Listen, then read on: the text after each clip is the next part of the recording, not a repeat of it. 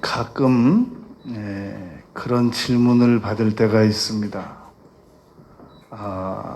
자주는 아닌데 아직 결혼을 안 한 청년들로부터 받게 되는 질문입니다. 이런 내용입니다. 목사님, 결혼을 하고 나서 이혼율이 많이 높다고 합니다. 제가 결혼을 해서 이혼을 안 한다는 보장이 어디 있겠습니까? 그래서 드리는 말씀인데요. 결혼하기 전에 미리 동거를 좀 해보면 어떨까요? 그래서 이 사람과 내가 맞는지 안 맞는지 면밀하게 검토를 해보고 그러고 결혼을 결정하는 건 어떤지요? 라고 정말 과감하게 질문하는 청년이 있습니다.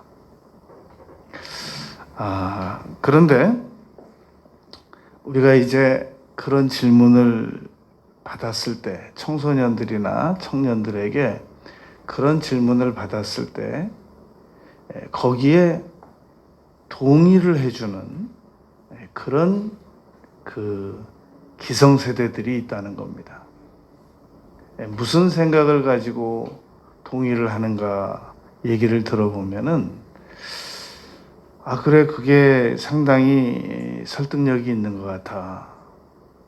그냥 너무 결혼 쉽게 하고 너무 헤어지는 것보다는 차라리 나도 그게 더 안전하다고 생각해.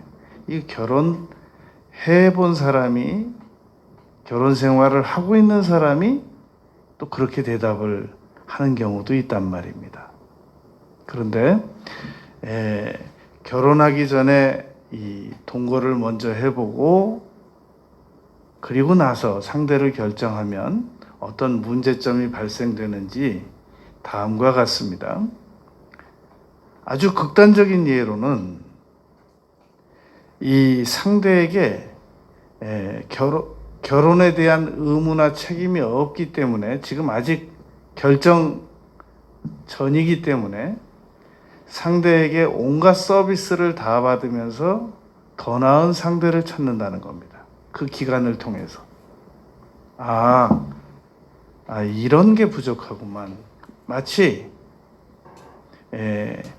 대기업에서 물건을 하나 구입하기 전에 먼저 실습적으로 보내드릴 테니까 충분히 사용해 보시고 그리고 마음에 드시면 저희 제품을 구입해 주십시오 라고 하는 의도로 보냈는데 그 물건을 보고 이 물건의 문제점이 뭔가를 살피는 겁니다. 그래서 이 물건보다 더 보완된, 더 나은 물건이 어디 있는가를 찾아보는 기회와 기간으로 삼는 경우가 바로 예를 들면 그렇단 말입니다. 그러니까 이 성경에는 혼전동거라는 게 없습니다. 그런데 사람을 우리가 그런 주장을 하려면 반대 이론이 있어야 되지 않겠습니까? 그래서 요즘에 결혼하면 미국이 절반 이혼한답니다. 우리 한국이 4분의 1 이혼한다고 합니다. 10중 8구 10명 결혼하면 8, 9은 관계 깨진답니다. 그러느니 이게 상황윤리입니다. 그러느니 이런 대안이 더 낫지 않습니까? 라고 하는 주장을 이 마귀는 계속 만들어냅니다. 마귀는 불치병만 만들어내는 게 아니고 도저히 수용할 수 없는 윤리적 이론도 만들어냅니다. 문제는 우리 하나님을 믿는 사람들도 그러한 그 이론에 잘못하면 휩쓸려 들어간다는 겁니다. 오늘 바울 사도께서는 그의 그 서신서에 보면은 이 총 18번의 비밀이라는 단어를 사용했습니다. 오늘 에베소서 5장 32절에서 비밀이라는 단어를 사용한 것은 그 18번 중에 한 번입니다. 그런데 이 18번 중에 한 번이라고 하는 이 비밀이라는 단어가 왜 사용되었느냐 하는 겁니다. 이 비밀이라는 단어는 헬라어에서 미스테리온 그럽니다. 거기서 미스테리가 나온 겁니다. 그러니까 바울 사도께서 이 미스테리온이라는 단어를 왜 쓰셨는가? 곧 관계, 모든 인간 관계는 이 비밀이 숨겨져 있다라는 의미를 설명하려고 이 에베소 교인들에게 보내는 편지에 사용을 했다는 겁니다. 그러면 우리는 이제 왜 이 인간관계가 비밀에 속할 정도로 난해한가? 그런 비밀이 난해하기는 해도 풀어내기만 하면 그것처럼 아주 속이 시원한 게 없단 말입니다. 그래서 이 인간관계는 잘 풀면 놀라운 축복이 오고 풀어낸 사람에게는 아주 놀라운 축복이 옵니다. 그러나 못 풀어낸 사람은 아주 고통받는 겁니다. 그래서 바울 사도께서 비밀이라는 단어를 사용했다고 생각합니다. 왜 인간관계가 비밀인가? 얼마나 인간관계가 관계지 대단한 내용이 숨겨져 있다고 비밀이라는 단어까지 바울 사도께서는 동원해서 쓰셨는가? 그건 우리가 이제 이해를 해보잔 말입니다. 첫째는 모든 인간관계는 제1원인이 하나님이십니다. 우리는 너무나도 많은 관계가 그냥 환경에 의해서 만나졌다. 그냥 오다 가다 만나졌다. 내가 어디서 저런 사람을 만나가지고 자연 발생적으로 내가 선택을 해서 내가 만난 것처럼 세상 사람들은 그렇게 생각을 한단 말입니다. 제1원인이 하나님이 안 계세요. 우리 예수님 믿는 사람들까지도 모든 만남의 배후에 하나님께서 계시다는 사실을 신앙이 여간 좋지 않은 사람들은 못 믿습니다. 비밀 첫 번째 원리가 모든 인간관계 배후에 하나님께서 역사해 주신다라는 겁니다. 예를 들어 보겠습니다. 창세기 2장에 보면 하나님께서 흙으로 아담을 만드셨습니다. 아담이 무슨 재주로 하와를 만났습니까? 하나님께서 아담의 갈비뼈를 뜯어내셔가지고 그 갈비뼈로 하와를 만났단 말입니다. 누구 때문에 하와를 만났냔 말입니다.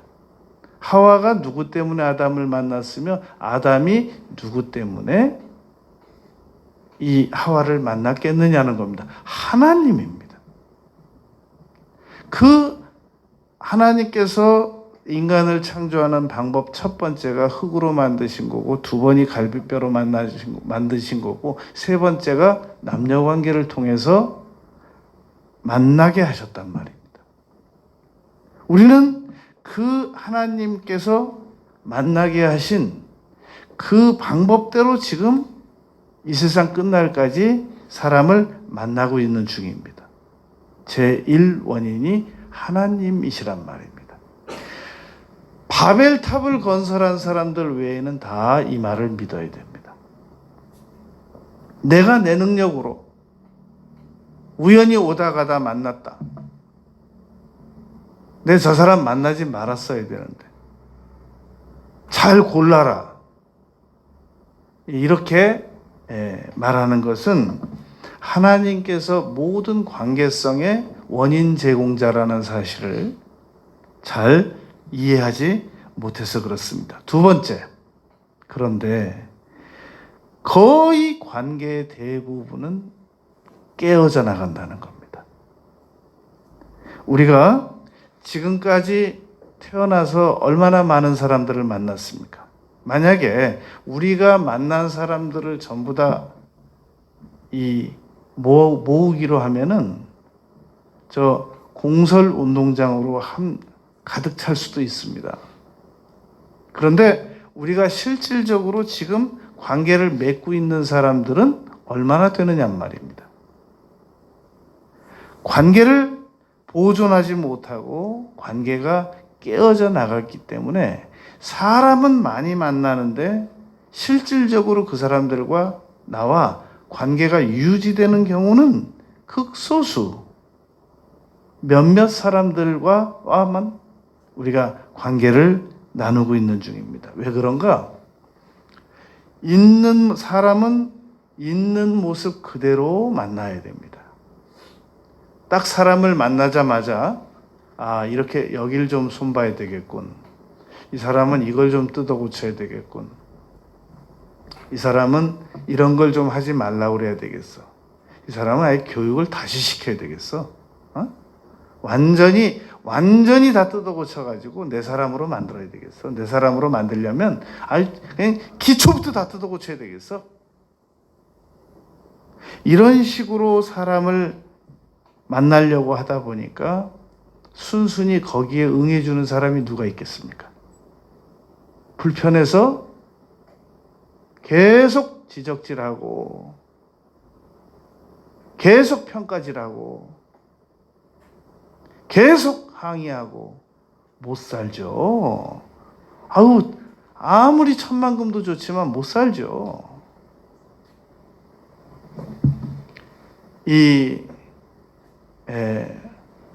외국에서 우리나라 지금 결혼하러 많이 오지 않습니까? 그런데 어느 저 3세계에서 온 며느리가 그 집안에 있는 사진들 중에서 시어머니 얼굴을 전부 검은 칠을 해놨어요. 그래서 이 촬영한 사람이 물었습니다. 왜 이렇게 사진마다 시어머니 얼굴에다가 검은 칠을 다 해서 지웠냐고 물었더니 그 잘 하지도 못하는 한국말로 하는 얘기입니다. 보기 싫어서요. 보기 싫어서 사진을 전부 지웠다는 겁니다. 온 집에 있는 사진, 벽에 있는 거, 액자에 있는 거, 앨범에 있는 거 다 지워버린 거예요. 여러분, 관계는 계속해서 깨어져 나갑니다. 이걸 어떻게 안 깨어져 나가게 하고 덜 깨어져 나가게 할 수 있겠냐는 겁니다. 이건 바울 사도의 가르침은 그겁니다. 이것은 인간관계의 비밀을 몰라서 그러는 거다. 인간관계는 그렇게 쉽게 되는 것도 아니고 비밀의 열쇠만 알면 그렇게 난해한 것도 아니다 라고 하는 의미에서 미스테리온이라는 단어를 사용했단 말입니다.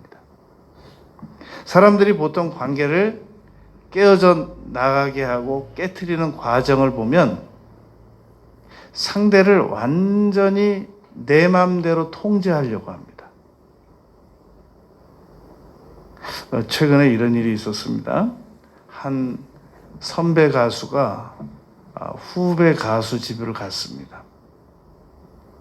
그런데 그 후배 가수가 집을 이렇게 한 3층 집을 구입을 해가지고 조경도 나름대로 신경 써서 했더라고요.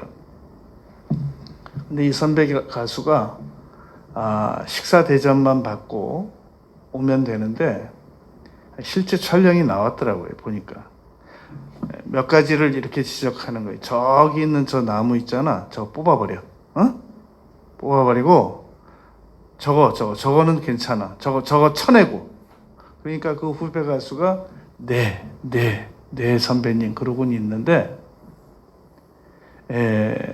우리가 그걸 보면서, 제가 그걸 보면서 생각한 겁니다. 이 사람도 다 생각이 있어서 거기다 나무를 심었고, 거기다 다 자기가 보기 좋은 취향이 있어서 거기다 배치를 했는데, 이제 집 잠깐 놀러 온 사람이, 선배 가수가 저거 뽑아버려, 저거 쳐버려, 저거 옮겨버려. 사람은 여러분 이렇게 통제를 하려고 합니다. 그냥 오늘 비 온다고 하던데 거기까지가 내가 할 일입니다. 우산 들고 가. 장우산 들고 가지 말고 짧은 거 들고 가. 안 올 수도 있잖아. 짧은 거 들고 가지 말고 장우산 들고 가. 소나기 올 수도 있잖아. 그건 내가 할 일이 아닌 거예요. 오늘 비 온다고 하던데 거기까지가 내가 할 일인 겁니다. 7kg만 빼. 7kg. 그건 내가 할 일이 아닌 거예요. 그건 자기가 알아서 할 일인 거지. 몇 킬로 빠지는 것까지 다 견적을 내주는 거. 그래서 여러분, 엄밀히 말하면 부모도 자녀의 있는 모습 그대로를 봐줄 수 있어야 됩니다. 통제를 하려고 하면 안 된단 말입니다. 하나님께서 고유의 DNA를 넣어주셨기 때문에 우리 부모는 자녀를 돕는 사람이지 자녀를 통제하는 사람이 아닌 겁니다. 물론 우리가 예수님 같이 신적 능력을 가지고 있다고 하면 우리의 통제는 전적으로 오르니까 통제해야죠. 그런데 너무 많은 부모들이 지금 자기 인생도 다 잘못 살고 있잖아요. 지금 자기 인생도 잘못 살면서 그 능력을 가지고 자녀를 또 통제한다는 거예요. 그러니까 인간관계가 깨지는 겁니다.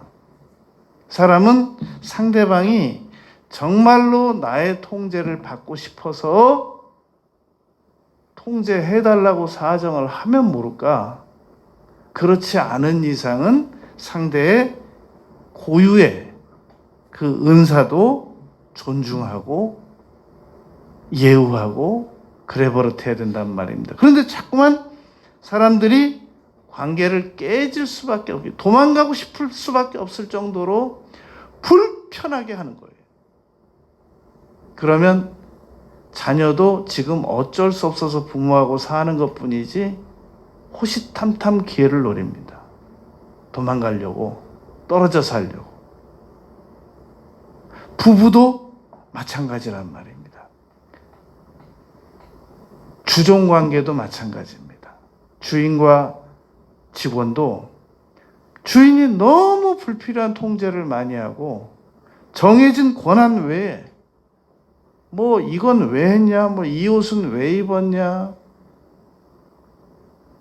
왜 그런 취미를 왜 가지고 있냐, 그러면 속으로 결심합니다. 내가 이놈의 직장 빨리 그만둬야 되겠다. 관계가 깨지는 지름길이 되는 겁니다. 그래서 자꾸 사람은 관계를 깨트리려고 하면 서서히 흠집을 잡습니다. 쟤는 저게 마음에 안 들더라. 저는 그게 지금 미국에서 젊은 남녀들이 여러분 헤어지기 전에 그 흠잡은 그 목록의 책을 보면요 놀랍습니다. 어떤 남자는 자기 여친 팔뒤꿈치에 때가 너무 많이 끼었다고 이제 그만 만난다고 하는 목록까지 있을 정도입니다. 예쁜 줄 알았는데 어느 날 팔뒤꿈치를 보니까 거기 때가 끼었더래요. 이 미국 남녀 얘기입니다. 젊은 남녀 얘기. 그렇다고 헤어져야 되겠다고 그러더랍니다. 여러분 이게 우리나라만의 문제가 아니란 말입니다. 전 세계 사람들이 한번 상대방이 서서히 싫어지게 되면 그냥 헤어지면 되는데 빨리 흠을 많이 잡아서 자기 때문에 헤어지는 게 아니라 상대방 때문에 헤어진다고 하는 명분 축적을 위해서 계속 흠을 잡는 겁니다. 여러분, 그래서 어딘가 소속단체에서 그 소속단체를 떠나겠다고 하는 사람을 강제로 못 잡아놓는 이유가 바로 그겁니다, 여러분. 강제로 잡아두면 계속 흠을 잡거든. 계속 이게 문제다, 저게 문제다. 차라리 보내주는 게 낫지. 그래야 흠을 잡아도 덜 잡지. 그러니까 탕자 아버지가 탕자를 내보내준 거예요. 집에 계속 있으면 계속 문제를 삼을 거니까. 알았다. 정리해서 내보내준 거예요. 이 관계가 깨지는 것도 역시 우리가 알아야 됩니다. 이것도 비밀의 한 기술이라는 겁니다. 그냥 왜 관계가 깨져나가는지 몰랐는데, 인간관계가 깨져나가는 원인이 있구나 라는 겁니다. 세 번째, 관계가 여러분 제대로 유지되지 못하는 이유는 헌신 공포 때문에 그렇습니다. 여러분, 사람은 누군가를 만나지 않습니까? 그러면 성경에서 가르치는 관계에 대한 비밀은 이겁니다. 상대의 필요를 채워라. 고린도후서 5장 15절 말씀에 보면 모든 사람은 자기를 대신하여 죽었다가 살아나신 이를 위해서 살아라. 다시는 너희 자신을 위해서 살지 말라. 라고 예수님께서 바울 사도를 통해서 가르치셨습니다. 이게 어떻게 말이 되느냐? 자, 말이 되는지 안 되는지 우리 한번 생각을 해보겠습니다. 내가 사람을 만난단 말입니다. 그러면 그때부터는 나의 유익이나 나의 관심을 끊는 거예요. 그래가지고 상대가 하는 말을 잘 듣고, 그리고 상대방이 지금 무엇을 필요로 하고 무엇을 바라는가, 내가 다 들어줄 수 없어요. 절대 어떤 사람의 요구도 다 들어줄 수 없습니다. 가난한 사람의 요구는 한 나라도 못 채워준다고 그랬습니다. 그렇기 때문에 우리가 사람을 만나서 얘기를 하면 그 순간에는 나 자신에 대한 모든 관심은 다 끊고 상대방의 관심과 요구를 잘 경청하여 듣는 겁니다. 그래서 그 중에 내가 해줄 수 있는 게 뭐냐를 딱 파악해내는 겁니다. 그래서 그 사람이 요구를 했든 안 했든 간에 그 사람의 필요를 잘 듣고 그 사람의 그 필요를 채울 수 있는 범위 내에서 내가 할 수 있는 범위에 헌신을 하는 겁니다. 그런데 상대방이 뭐 이런 걸 왜 하세요? 그러면 안 하면 돼. 안 받으면 됐고. 물어보고 줘야죠.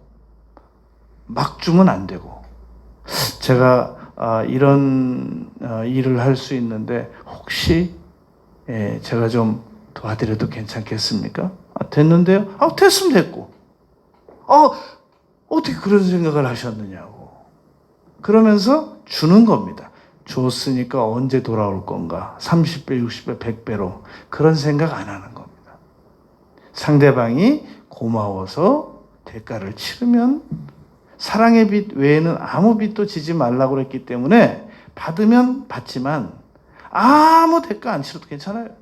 나는 내가 할 수 있는 범위 내에서 내가 할 일도 못 해가면서 상대를 돕는 그건 안 되죠.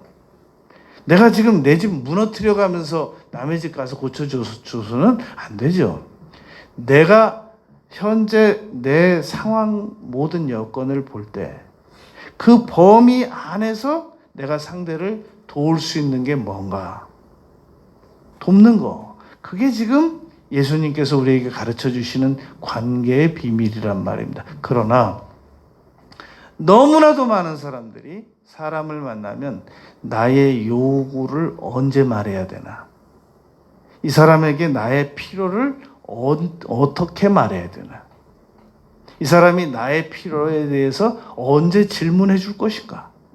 어느 타이밍에 나의 필요를 말할 수밖에 없도록 유사한 질문을 해줄 것인가? 여러분, 그래서 사람은 누군가에게 질문을 받으면 질문에 대한 해답을 안 한다고 그러잖아요. 대답을 안 하고 질문을 받으면 질문 대답할 시간에 자기 말하고 싶은 걸 한다고 그러잖아요.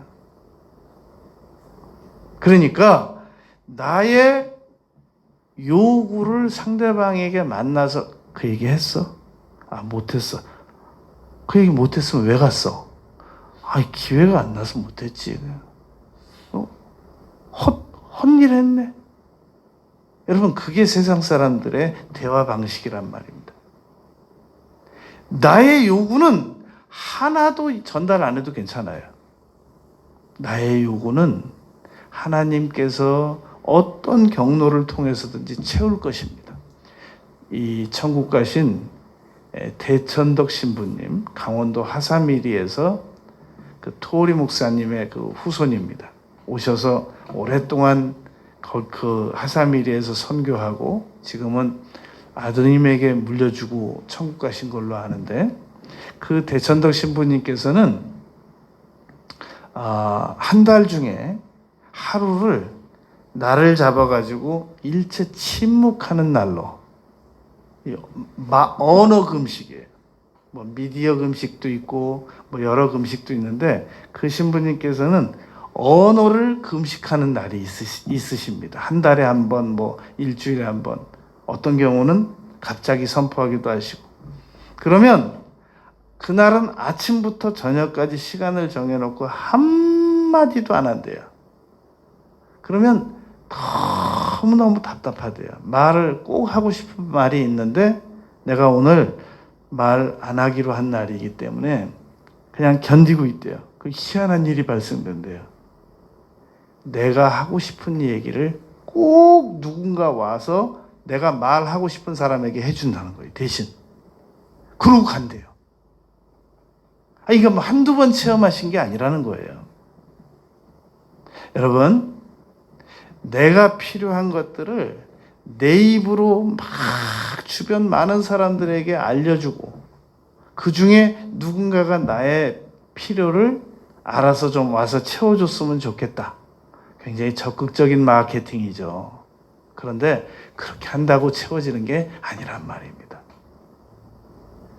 하나님께서 너희 구할 것을 감사함으로 아뢰면 하나님께서 다 모든, 우리의 필요한 모든 걸 채워주신단 말입니다. 한번 여러분 실험해봐도 괜찮아요. 내가 무엇을 먹고 싶다라고 한번 생각을 해보기 시작해보세요. 그리고 내 돈 주고 한번 안 사 먹어보세요. 조만간 누군가 나타나서 꼭 내가 먹고 싶어 하던 그거를 사주게 되는 경우를 얼마든지 체험할 수 있습니다. 이거 가능해요. 그냥 뭘 좀 먹고 싶다. 그런데 내가 그거를 직접 만들어서 먹을 수는 없는데, 그러고 막 바쁘게 움직이다 보면 어느 날 가면 꼭 내가 먹고 싶은, 아주 그대로 누군가가 사주는 경우도 있고 선물을 주는 게 받게 되는 경우도 있단 말입니다. 내가 필요한 걸 다 막 얘기하고 그냥 광고하고 그래서 받는 경우도 있지만, 전혀 내가 필요한 걸 얘기 안 하고도 얼마든지 받아진다는 것을 믿는 게 믿음입니다, 여러분. 그러니까 사람을 만나거든 내 관심은 접어두는 거예요. 그러면 내 관심을 접어두면 내가 하고 싶은 말도 줄어듭니다. 별로 할 말이 없어요. 사람들 만나가지고 계속 혼자 얘기 다 하는 사람들 있죠. 그 사람들은 자기의 요구를 상대방에게 계속 지금 알리고 있는 중이에요. 내가 이런 생각을 가지고 있으니까 알아서들 해라, 빨리빨리. 빨리빨리 좀 움직여라. 그런 거거든요. 그런 사람들의 요구는 상대를 통제하려고 하는 통제 욕구가 강하고, 그리고 상대방에게 나의 욕구와 필요를 채워라. 가만히 있지 말고 뭐하냐? 주로 그런 심성을 가지고 있는 거란 말입니다. 그런데 사람이 만나는 사람마다 내가 이 사람에게는 무엇을 도와야 하나? 내가 이 사람에게는 무엇을 줄 수 있는가? 이 사람이 지금 무엇을 필요한가? 어떤 도움이 필요한가? 이런 관점으로 사람을 예우해 버릇하면 굉장히 사람이 침착해집니다. 그리고 성숙해지고, 그리고 품위가 있단 말입니다. 그런데 막 사람을 통제하고 자기 필요를 왜 상대방이 몰라서 못 해주느냐, 이런 사람들을 가만히 보세요. 화가 많이 나 있어요. 얼굴이 사나워요. 그리고 얼굴에 도끼가 붙어 있어요. 그리고 얼굴에 경직돼 있어요. 왜 내 요구를 빨리빨리 안 채워주냐 이거예요. 뭐하냐 이거예요. 뭐하냐 이거예요. 어? 사람 그렇게 모르냐는 거예요. 필요를. 척 보면 알아야지. 내가 지금 뭘 못마땅해 하는지 알아야 될 거 아니야 이거예요.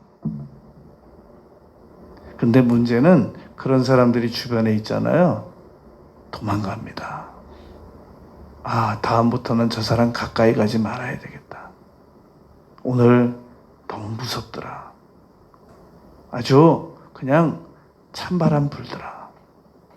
내가 오늘은 그냥 어쩌다가 지나가다 말 걸었는데, 내일부터는 안 걸어야 되겠어. 가능하면 그 사람이 있는 공간으로는 안 들어가야 되겠어. 관계 깨지는 거예요, 여러분. 여러분, 사람들이 뭐가 아쉬워서 나한테 가까이 와야 돼요? 내가 뭐가 그렇게 대단한 존재예요? 사람이 내 옆에 왔을 때가 기회입니다. 고맙잖아요. 돌아갈 수도 있는데 내 옆에 와 있는 게 기회고 감사한 것이란 말입니다. 실패하는 사람의 공통적인 특징 3가지 우리 몇 주 전에 공부했잖아요. 지금 하는 일을 우습게 알고, 지금 만나는 사람을 우습게 알고, 지금 내게 주어진 모든 여건을 못마땅해 하고 실패하죠.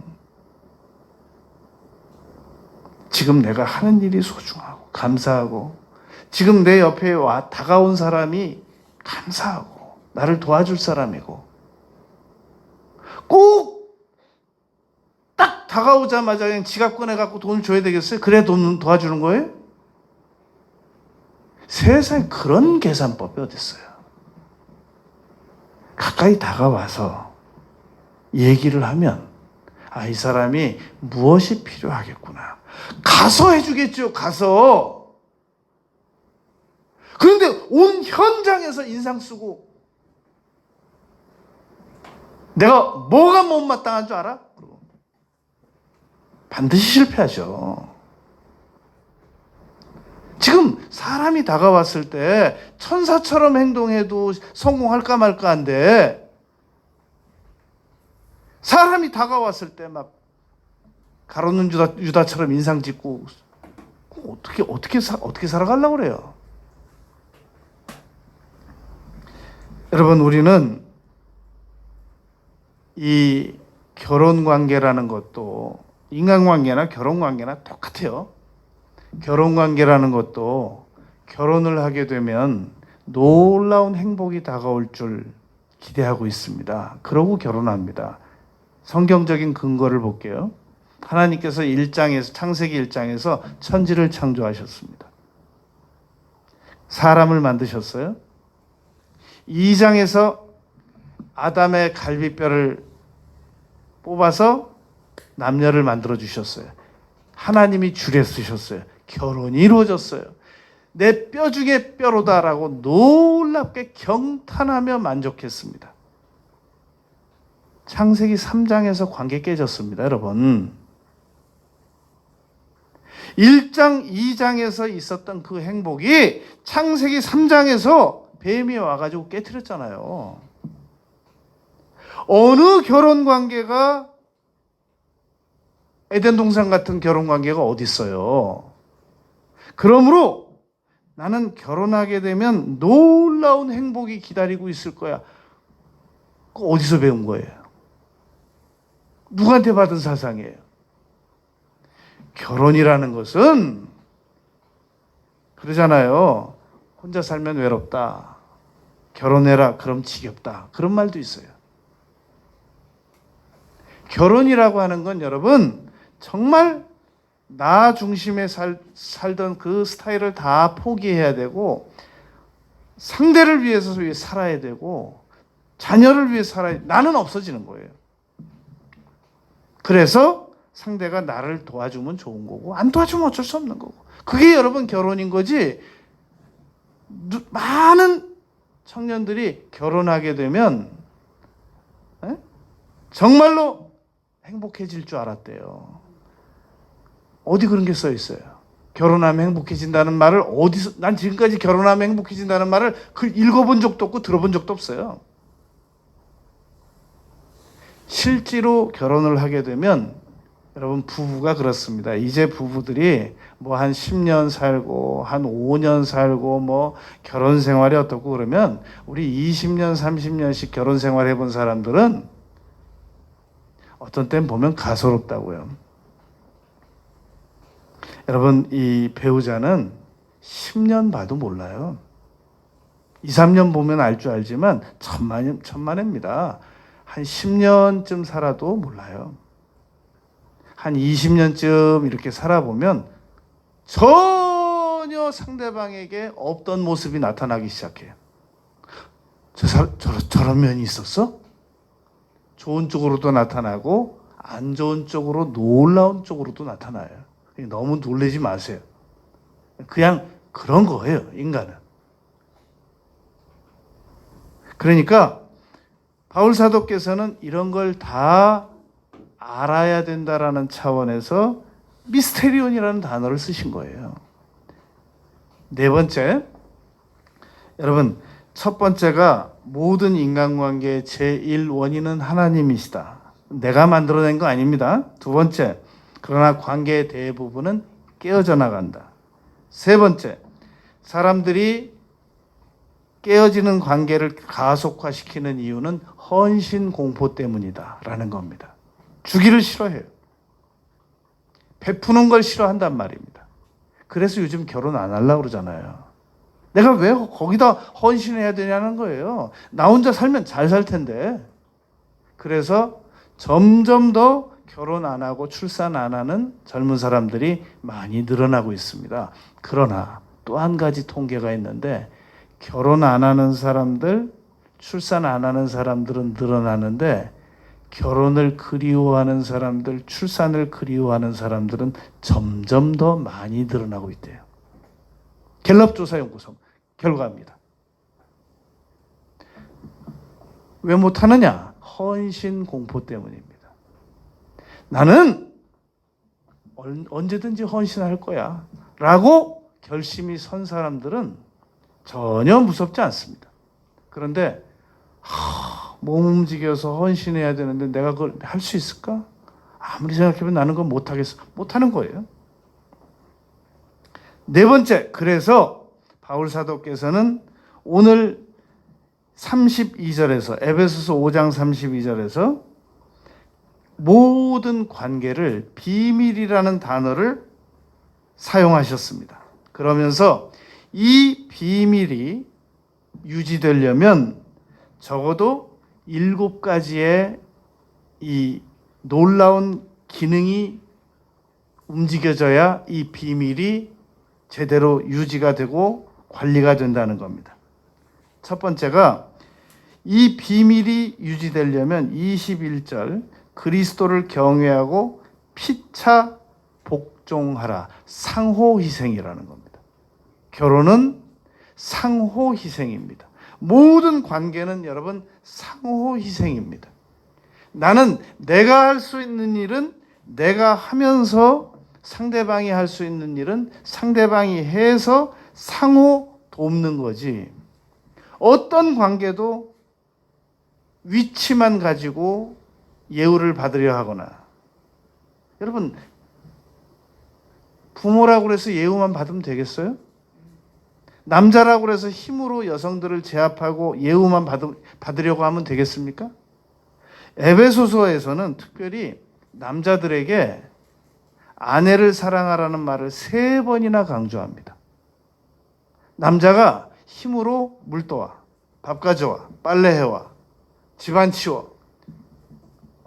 어떤 나쁜 놈은 흰 장갑 끼고 부인 부엌에 들어가 가지고 냉장고 위를 쓸어내 가지고 이게 뭐냐고 따지는 그런 나쁜 놈도 있대요. 에? 부엌을 왜 들어가냐고요? 자기가 밥 해주려면 설거지 하려면 들어가지만 그거 왜 들어가냐고요, 남자가. 에? 청소해 주려면 들어가고 설거지 해주려면 들어가고 밥 해주려고 그러면 들어가지, 흰 장갑 끼고 들어가가지고 냉장고 위를 쓰다듬어 가지고 이 먼지가 뭐냐고 부인한테 따지는 그런 나쁜 놈이 있다는 거예요. 내가 그거 아주 오래전에 들었어요. 그거 어떤 놈이 그랬는지 내가 다 알아요. 근데 그 나쁜 놈을 내가 볼 때마다 내 그 생각이 나요. 그게 말이야? 그게? 자기 빗자루 들어가서 행주 가지고 걸레 가지고 닦든지. 그래서 여러분, 관계라고 하는 것은 피차 그리스도를 경외하고 피차 복종하고 상호 희생하는 거, 그게 바울 사도께서 가르치신 겁니다. 그리고 그리스도를 두 번째, 그리스도를 경외하라는 말은 충만함을 받으라는 얘기입니다. 에베소서 5장에는 중요한 내용들이 많잖아요. 5장 1절에서는 하나님을 본받으라는 말도 중요하고, 에베소서 5장 18절은 성령의 충만함을 받으라는 말씀도 있지 않습니까? 이게 그리스도를 경외하려면 성령의 충만함을 받아야 된다는 말인 겁니다. 우리가 아무리 좋은 자동차가 있어도 주유소 들어가서 기름 공급 안 받으면 길에 서잖아요. 아무리 부부가 튼튼한 젊은 사람이라도 성령의 권능 충만을 받지 않으면 관계 깨집니다. 세 번째가 바울 사도께서 지금 하시는 말씀입니다. 상대방을 위해서 살아가는 것이 관계 유지의 비결이지, 자기 자신을 위해서 자기 자신에 몰입하고 그거는 아니라는 거예요.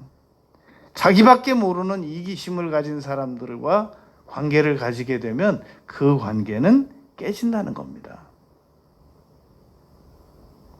네 번째가 결국 순종이 나의 행복을 가중시키는 거지, 복종이 나의 행복을 가중시키는 거지, 나의 주장이 나의 행복을 가중시키지 않는다는 겁니다. 마태복음 16장 26절에 보면 누구든지 제 목숨을 구원코자 하면 잃을 것이요, 누구든지 하나님에게 먼저 예우를 하고 온 섬김을 다하면 자기 목숨도 찾게 된다고 예수님께서 제자들에게 가르치셨습니다. 그러니까 하나님에게도 우리는 첫 기도 자리에 앉으면 무엇을 받아낼까?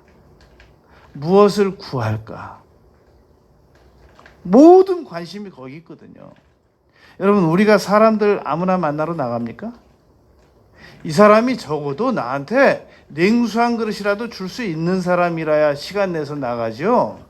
아무 기대도 없고 아무것도 이 사람에겐 받을 것이 없다라고 생각이 되면 시간 없어요.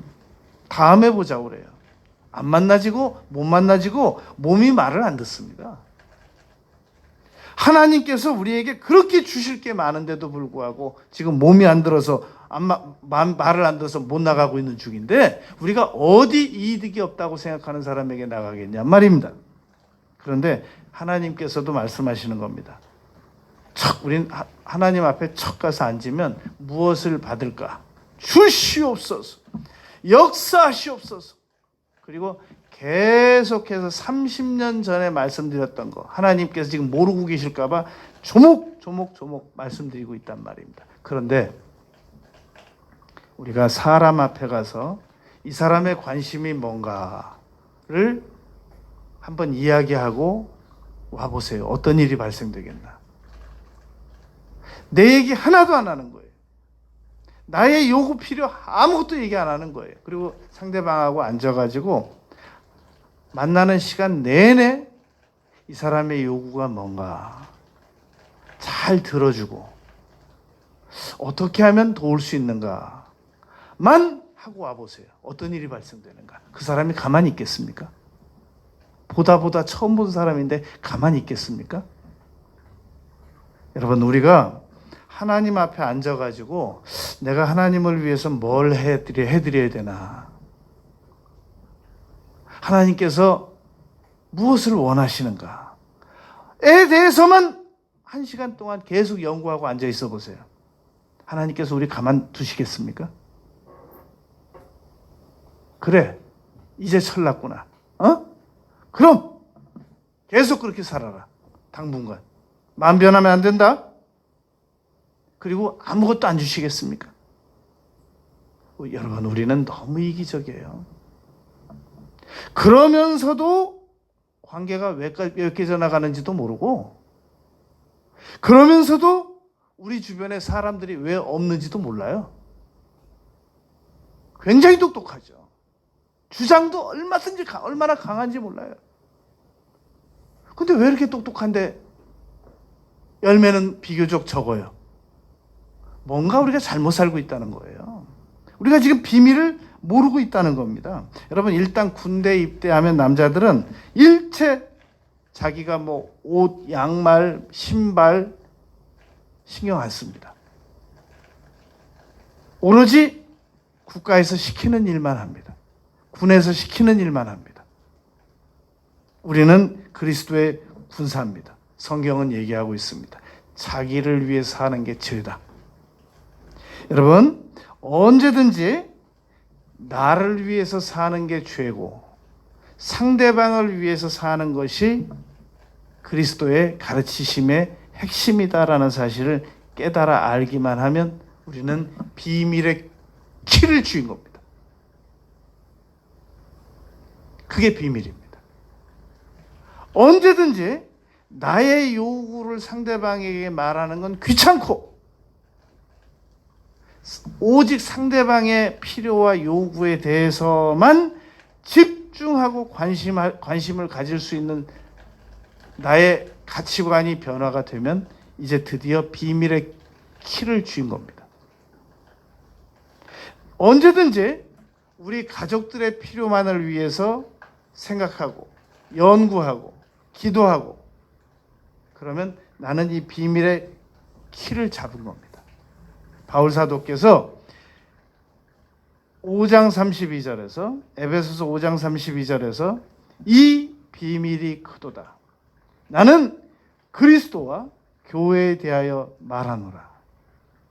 이렇게 말씀하신 것은 정말로 깊은 의미가 있습니다. 이 비밀을 가지고 남은 생애를 살아나가면 하나님과의 관계에서도 우리는 성공합니다. 부부 관계에서도 성공하고 부모 자녀와의 관계에서도 성공하고 대인 관계에서도 성공하고 모든 관계에서 우리는 성공합니다. 이 비밀의 키를 꼭 잡고 놓치지 말고 활용하는 우리 모두가 되시기를 바라겠습니다.